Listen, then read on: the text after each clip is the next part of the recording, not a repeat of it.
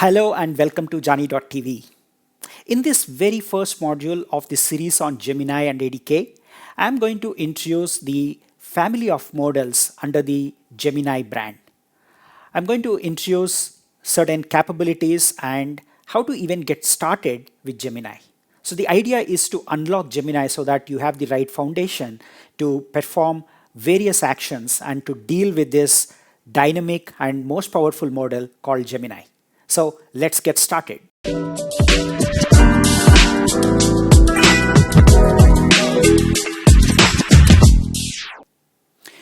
All right, so let's unlock Google Gemini. So what exactly is Gemini? Now today, the Gen AI ecosystem has a variety of models coming from both open weight ecosystem and the commercial ecosystem.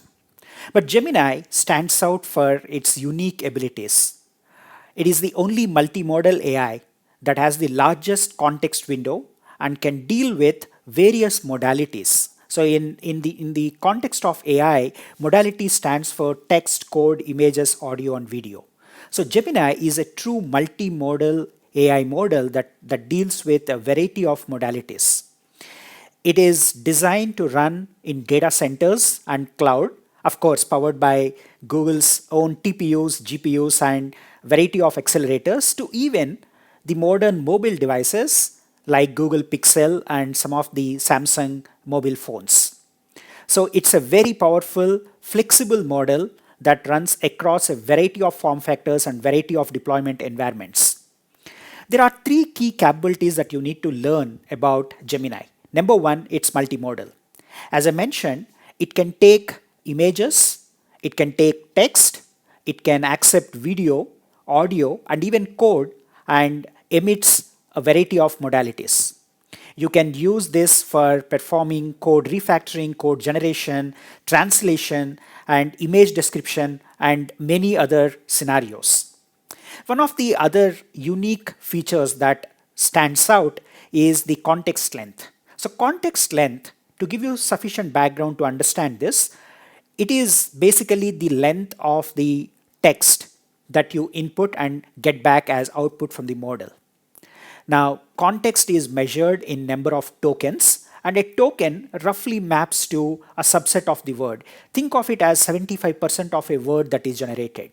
So a token roughly maps to a number of words that are taken as input and also generated as output. The larger the context length, the more tokens it can take, and the more tokens means the more text or any other modality that you can input. Now, Gemini, certain family of Gemini models can take up to 2 million context length, which means you can input a lot of tokens, a lot of text, and we'll take a closer look at this in the upcoming videos of this series. Now, the third thing about Gemini is the support for diverse use cases. You can implement translation, sentiment analysis, text generation, retrieval augmented generation, and Q&A, a variety of NLP and multimodal use cases just with the Gemini family of models. So it has a variety of use cases that you can use with. Now, at this point, as of May 2025, there are three models within the Gemini family. The first one is 2.5 Pro, which is currently under preview. This is going to be announced and most likely becomes generally available at Google I/O, which is coming up. Now, this is the state-of-the-art thinking model with advanced reasoning capabilities. The next model is 2.5 Flash, which is currently in preview, and this is a hybrid reasoning model. And finally, we have 2.5 flash-lite, which is generally available, and this is extremely lightweight, cost efficient, and you can use it for very diverse set of use cases. Let's take a closer look at each of these family of models. Now, Gemini 2.5 Pro is the most advanced thinking model. It is essentially used for research and technical Q&A that requires deep reasoning. You can input large-scale code base for analysis, debugging, and generation. Gemini 2.5 Pro excels at code generation. You can also use it for interactive simulations, creation of web apps, and to visualize data. It's natively multimodal, which means it can process text, images, audio, and video as input. And it has up to 2 million tokens as the supported context length. Now, this is massive when it comes to multimodal AI. It supports tool use. You can integrate function calling, which is very essential for agents. And you can even integrate code execution and extract structured data. So if you are building enterprise-grade agent workflows and automation, Gemini 2.5 Pro is the ideal candidate for you. Then we have Gemini 2.5 Flash, which is currently in preview. The most unique thing about this model is its hybrid reasoning capabilities. Now, it can either set to think or set to be just like any other model. So this is called controlled reasoning, and we'll explore this concept in the upcoming video. It has tunable thinking budget because when you enable thinking on Gemini, it's going to consume a lot of tokens, and a lot of tokens typically result to more dollars. So you can essentially set a budget on how long and how often the model will get into thinking. Now, this is going to give you a balance between quality, cost, and latency. It has enhanced document Q&A and data extraction capabilities, which means you can implement RAG on single or multiple documents at one shot. It has strong performance on complex reasoning, and it is next to 2.5 Pro, but at a fraction of the cost. It supports up to 1 million tokens as a context window, and it can generate up to 65,000 output tokens. Now, what is very important to understand here is the token context window is the total of what you input and what you output. Now, when it comes to 2.5 Flash, it can generate up to 65,000 output tokens, leaving the remaining within the 1 million availability for input. Now, that is still pretty large. And like any other model in this family, it is multimodal. It can accept text, images, audio, and video, and it has the best price to performance ratio within the family. So applications that need fast, accurate answers and flexible reasoning depth can rely on 2.5 Flash. And finally, there is flash-lite. So flash-lite is the most cost-efficient Gemini model for text and multimodal tasks. It supports mobile and edge deployments with tight resource constraints, and you can build simple chatbots, basic Q&A, and lightweight automation or agentic applications. Since it's a part of the same family, it supports up to 1 million token context window. It has support for multimodal, and it is great for simple, repetitive, and high frequency queries because you can use this in repetitive and autonomous agents that need to do the same task multiple times. It maintains strong performance at a lower price point.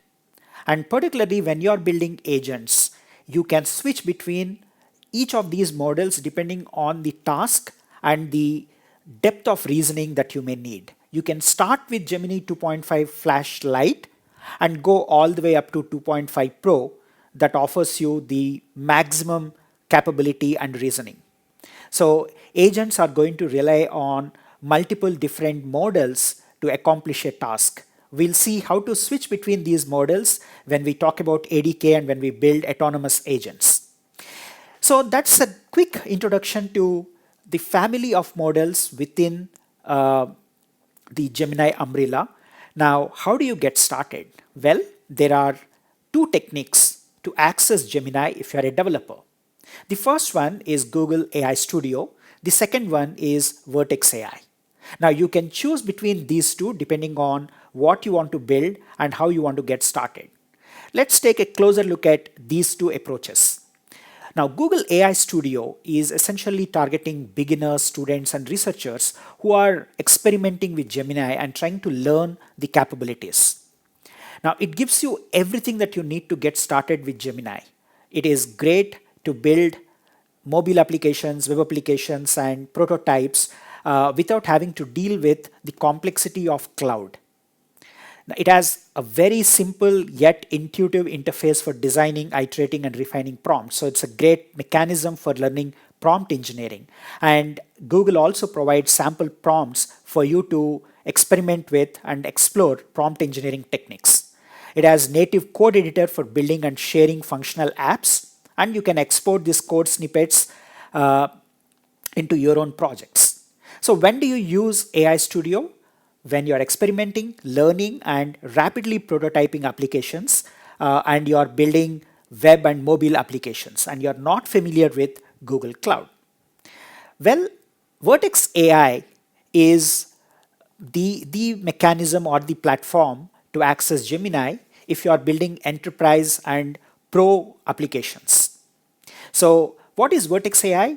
It is Google's unified cloud AI platform for building, deploying, and managing Gen AI applications at scale.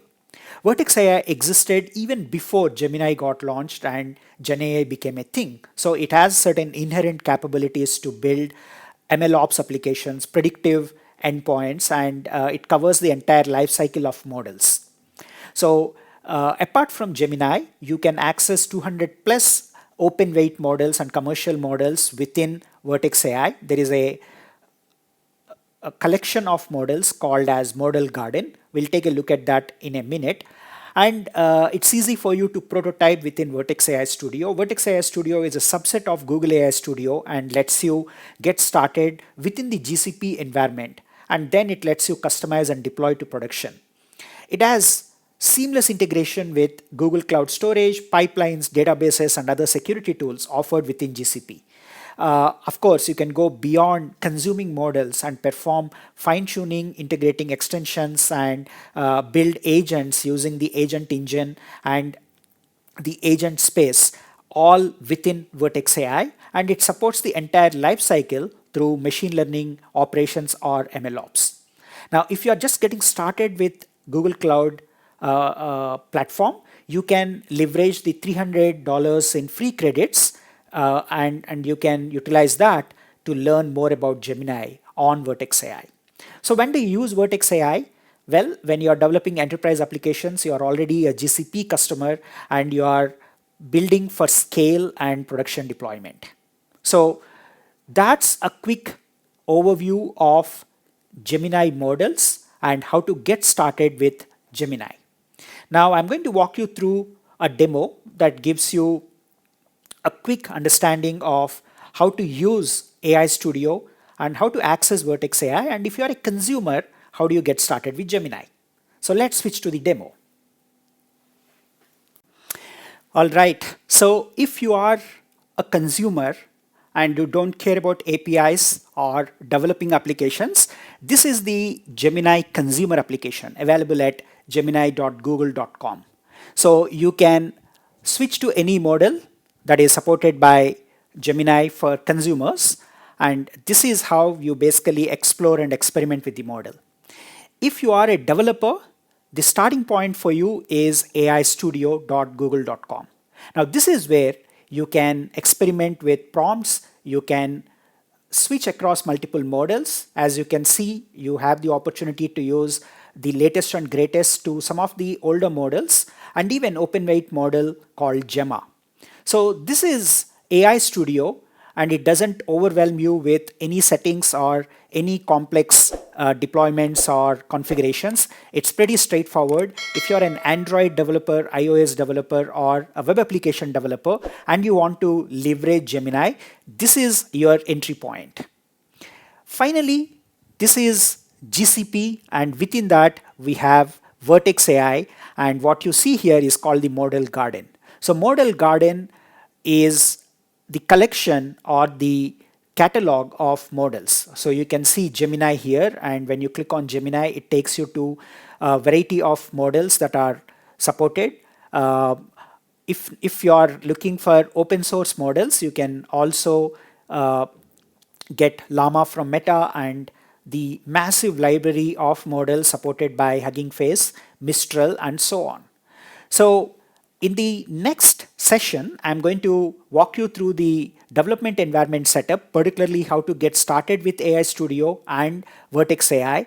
But This session is all about introducing you to the consumer way of accessing Gemini, the non-cloud way of accessing Gemini, and finally the cloud way of accessing Gemini. So that's all for this session. I hope you found this useful. Stay tuned for my next session where I'll walk you through setting up the development environment, grabbing your API key, and writing your first Gemini program. Thanks for watching.